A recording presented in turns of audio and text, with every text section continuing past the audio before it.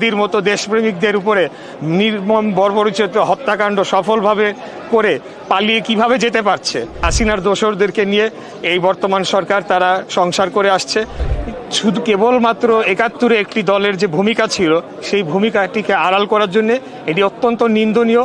গণ অভ্যুত্থানের পরে গণ অভ্যুত্থানের পক্ষের যারা শক্তি আমরা ছিলাম, আমাদের এক থাকার কথা ছিল, কিন্তু আমরা আজকে সেটি থাকতে পারছি কিনা সেটি আমাদের মাথায় নিতে হবে। এবং সেটারই কারণেই বিসমিল্লাহির রহমানির রহিম উপস্থিত আজকে আমাদের এই অনুষ্ঠানে বাংলাদেশ জাতীয়তাবাদী দলের সিনিয়র যুগ্ম মহাসচিব, আমাদের সকলের অভিভাবক, যিনি আন্দোলন সংগ্রামের একেবারে দুঃসময়েও আন্দোলনের বাতিকে টিম করে হলেও জ্বালিয়ে রেখেছিলেন।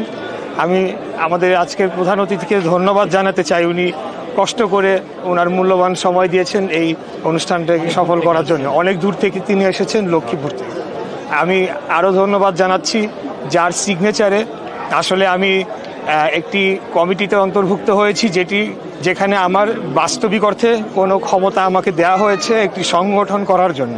তো আমি এইটাকে একটা মনে করি যে একটা বিশাল দায়িত্ব, এটা কোনো পুরস্কার নয়। আমি কিছুদিনের জন্য এসেছি, এখানে কাজ করব। সংগঠন অলওয়েজই ব্যক্তির উপরে হবে। তো আমি এই সংগঠনটিকে আরও কিভাবে বড় করা যায়, আরও কিভাবে শক্তিশালী করে রেখে যাওয়া যায়, যাতে আমার পরবর্তীতে যিনি আসবেন তারা এটিকে এগিয়ে নিয়ে যেতে পারেন, সেই কাজটি করে যাব। আর সর্বোপরি মুক্তিযুদ্ধ বিষয়ে আমি অবশ্যই আমার এখন মন্তব্য করতেই হবে।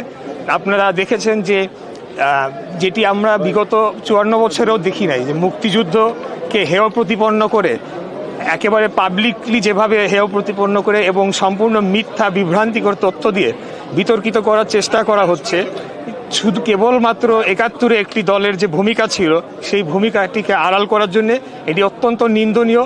গণ অভ্যুত্থানের পরে গণ অভ্যুত্থানের পক্ষের যারা শক্তি আমরা ছিলাম, আমাদের এক থাকার কথা ছিল, কিন্তু আমরা আজকে সেটি থাকতে পারছি কিনা সেটি আমাদের মাথায় নিতে হবে। এবং সেটারই কারণেই কি হাদির মতো দেশপ্রেমিকদের উপরে নির্মম বর্বরোচিত হত্যাকাণ্ড সফলভাবে করে পালিয়ে কিভাবে যেতে পারছে। তো এটি আইদার ইন্টেলিজেন্সের ব্যর্থতা, আরেক দিক থেকে দেখতে গেলে ইন্টেলিজেন্সের সফলতা, যেটি আপনারা বলেন।